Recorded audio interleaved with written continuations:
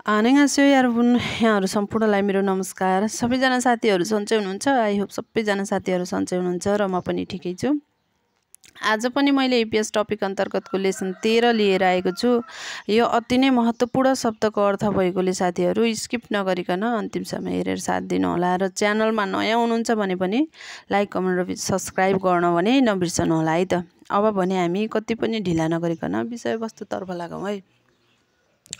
छुमाल वाल्दोङ भनेको छ सप्तान्त गतिविधिहरू। छुमाल वाल्दोङ सप्तान्त गतिविधि। खिबुन मनस्थिति अथवा मूड भन्ने हो। खिबुन मनस्थिति अथवा मूड। उन्दोङ व्यायाम गेम पनि हुन्छ। उन्दोङ भनेको व्यायाम अथवा खेल। छुक्कुहादा भनेको छ फुटबल खेल्नु। छुक्कुहादा फुटबल खेल्नु। हेलसुरुल हादा भनेको फिटनेस गर्नु अथवा जिम गर्नु। हेलसुरुल हादा फिटनेस गर्नु अथवा जिम गर्नु। थाक्कुरुल छिदा भनेको छ टेबल टेनिस खेल्नु। थाक्कुरुल छिदा भनेको टेबल टेनिस खेल्नु। मोइम भनेको छ भेटघाट। मोइम भेटघाट। त्यस्तै गरेर अर्को रहेको छ खोयाङ। खोयाङ सारामुन मान्नादा भनेको छ गाउँका मानिसहरूलाई भेट्नु। खोयाङ सारामुन मान्नादा गाउँका मानिसहरूलाई भेट्नु। खोयाङ उम्सिगुल मक्ता भनेको छ गाउँको खाना खानु। खोयाङ उम्सिगुल मक्ता गाउँको खाना खानु। छिन्गु छिबुल। छिन्गु छिबुल फाङमुन हादा भनेको छ साथीको घरमा जानु। छिन्गु भनेको साथी। छिप भनेको घर। फाङमुन हादा भनेको ढुक्कमै गएर भेट्नु भन्ने अर्थ लाग्छ अथवा भेटघाट भन्ने हो। यसको अर्थ चाहिँ खासमा साथीको घर जानु भन्ने हुन्छ है त। छिन्गु छिबुल फाङमुन हादा साथीको घरमा जानु। छोङख्यो सेङवाल भनेको छ धार्मिक जीवनयापन। छोङख्यो सेङवाल धार्मिक जीवनयापन। खेउए खादा भनेको छ चर्चमा जानु। सरे हादा छरे खादा भनेको छ गुम्बामा जानु। छरे खादा गुम्बामा जानु। साउने खादा भनेको छ साउने खादा भनेको चाहिँ मस्जिदमा जानु। खिदरुल हादा भनेको छ प्रार्थना गर्नु। खिदरुल हादा प्रार्थना गर्नु।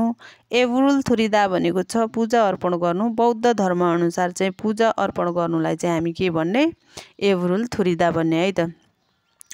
हिउसिक भनेको छ विश्राम। हिउसिक विश्राम। नाच छामुल छादा भनेको छ दिउँसो सुत्नु। नाच छामुल छादा भनेको दिउँसो सुत्नु। खेइमुल हादा भनेको छ गेम खेल्नु। खेइमुल हादा भनेको गेम खेल्नु।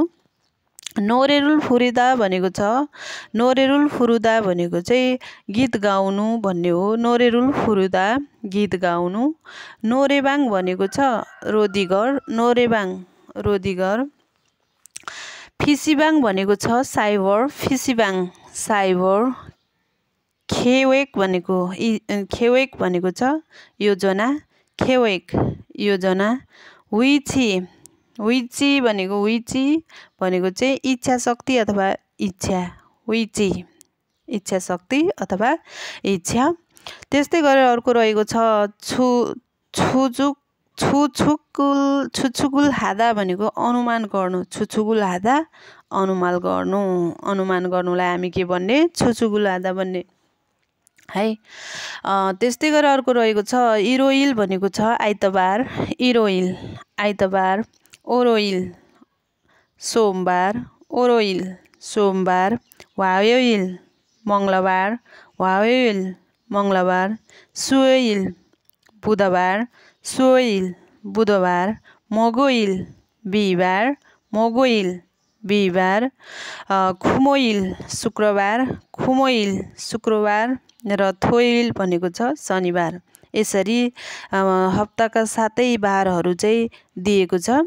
थोइल भनेको के त शनिबार है त। त्यस्तै गरेर अर्को रहेको छ साङथेवा खिबुन भनेको छ साङथे भनेको चाहिँ अवस्था। वा भनेको चाहिँ र भन्ने हो। खिबुन भनेको मनस्थिति अथवा मूड। अवस्था र मनस्थिति भन्नु पर्यो भने साङथेवे खिबुन भन्ने है त।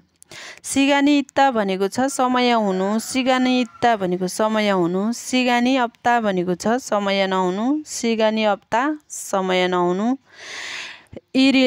इरिमान्ता भनेको चाहिँ काम धेरै हुनु, इरिमान्था काम धेरै हुनु।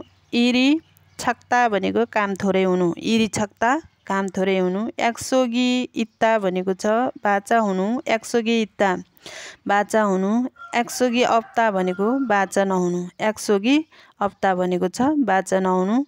फापुदा भनेको व्यस्त हुनु, फापुदा व्यस्त हुनु। हानगाहादा भनेको छ फुर्सतिलो हुनु अथवा खाली हुनु, हानगाहादा फुर्सतिलो हुनु अथवा खाली हुनु। खिबुनी छुथा भनेको चाहिँ मुड राम्रो हुनु, खिबुनी छुथा भनेको मुड राम्रो हुनु। खिपुदा भनेको खुसी हुनु भन्ने हो, खिपुदा भनेको चाहिँ के अरे खुसी हुनु भन्ने हो भने। सुल्फुदा भनेको चाहिँ दुखी हुनु, सुल्फुदा भनेको छ दुखी हुनु भन्ने हो।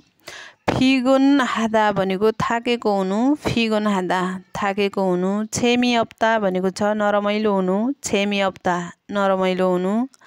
छुलगप्ता भनेको छ रमाइलो हुनु, छुलगप्ता रमाइलो हुनु, हर्षित हुनु हैन।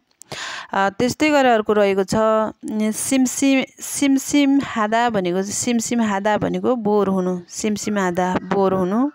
सुल मदिरा अथवा रक्सी, सुल मदिरा अथवा रक्सी। थोइजी खोगी भनेको सुँगुरको मासु, थोइजी खोगी सुँगुरको मासु। फुचोक हादा भनेको छ कमी हुनु अथवा अभाव हुनु भन्ने हो। नोङन्याक भनेको चाहिँ क्षमता, दक्षता अथवा योग्यता भन्ने हो। त्यस्तै गरेर अर्को रहेको छ याङवारुल फोदा भनेको छ, याङवारुल फोदा भनेको चाहिँ चलचित्र हेर्ने भन्ने हुन्छ कि, याङवारुल फोदा भनेको चलचित्र हेर्नु। थेसिन सट्टा, थेसिन सट्टा। तुत अर्थ। छुमलछाल छिनेदा भनेको सप्तान्त राम्ररी बिताउनु, छुमलछाल छिनेदा भनेको चाहिँ सप्तान्त राम्ररी बिताउनु।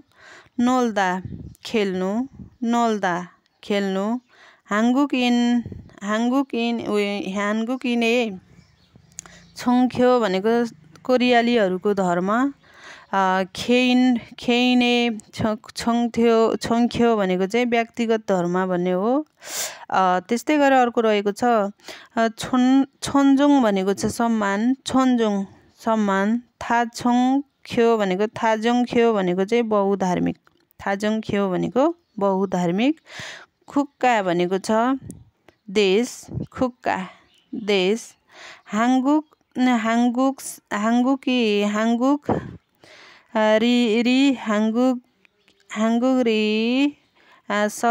सछि भनेको छ कोरियाली अनुसन्धान। रिसछि भनेको रिसर्च गर्नु, हाङ्गुक भनेको कोरिया हो भने रिसर्ची भनेको चाहिँ रिसर्च गर्नु। हाङ्गुक रिसर्ची भनेको छ कोरियाली अनुसन्धान। एरुन भनेको छ जनमत अथवा जनविचार भन्ने हो। यरुन भनेको के त जनमत अथवा जनताको विचार। एरनसोक भनेको जनमतको बिचमा, एरनसोक भनेको चाहिँ जनमतको बिचमा। त्यस्तै गरेर अर्को रहेको छ खेसिन्ख्यो भनेको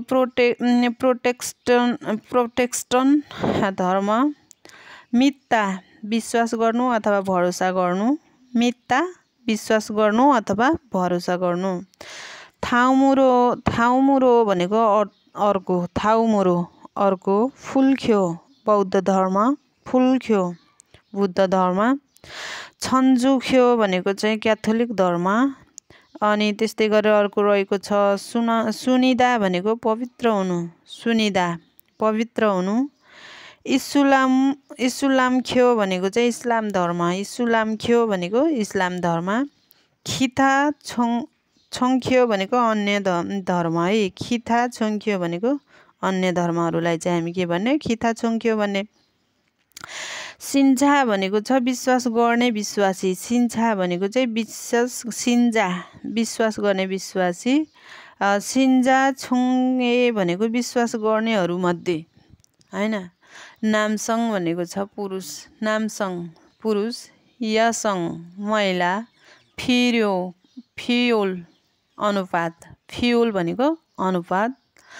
थनोल्दा भनेको छ अझ बढी हुनु अथवा अझ उच्च हुनु, थनोल्दा। थनोफ्ता भनेको चाहिँ अझै बढी हुनु है, अझ उच्च हुनु।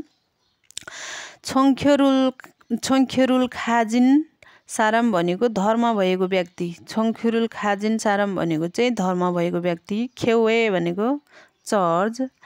एफेरुल थुरिदा भनेको पूजा गर्नु, एफेरुल थुरिदा भनेको चाहिँ पूजा गर्नु, बुद्ध धर्म मध्येमै पर्छ है यो।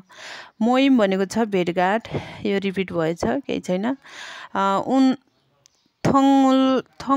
थोङहे भनेको छ एउटा विधि मार्फत, पूर्व मार्फत भन्ने हो। सिनाङ सेङवाल भनेको धार्मिक जीवनयापन, सिनाङ सेङवाल भनेको छ धार्मिक जीवनयापन।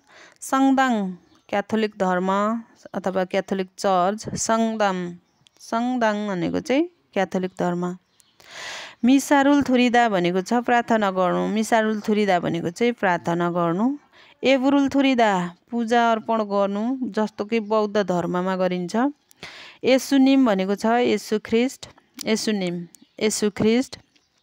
थानसेङइल भनेको छ जन्मदिन, थानसेङइल जन्मदिन। आइसुखुरिम भनेको छ आइसक्रिम, आइसुखुरिम आइसक्रिम।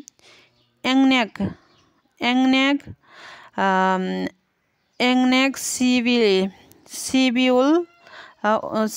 सिबिउल इसिब ओइल भनेको छ अङ्ग्रेजी पात्र अनुसार डिसेम्बर 25 भनेको यो चाहिँ।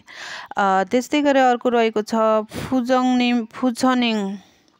फुछनिम ओसिन नाल भनेको छ बुद्ध जयन्ती अथवा बुद्ध जन्मिएको दिन। मोदु भनेको छ सबै अथवा हरेक, मोदु सबै अथवा हरेक। खोङह्युइल भनेको चाहिँ सार्वजनिक छुट्टी, ह्युइल भनेको छुट्टी, खोङगोङ भनेको चाहिँ सार्वजनिक हो है खासमा, त्योबाट आएको शब्द हो। खोङह्युइल भनेको सार्वजनिक छुट्टी। त्यस्तै गरेर अर्को रहेको छ छिजङ थोइदा भनेको छ तोकिएको हुनु, छिजङ थोइदा तोकिएको हुनु। छेरो सामग्री,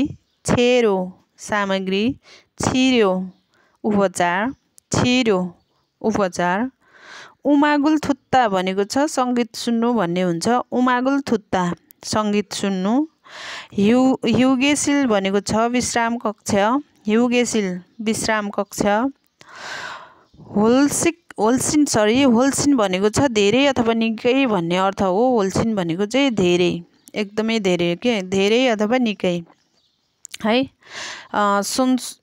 सुक्सो भनेको आवाज, सुक्सो भनेको छ आवाज।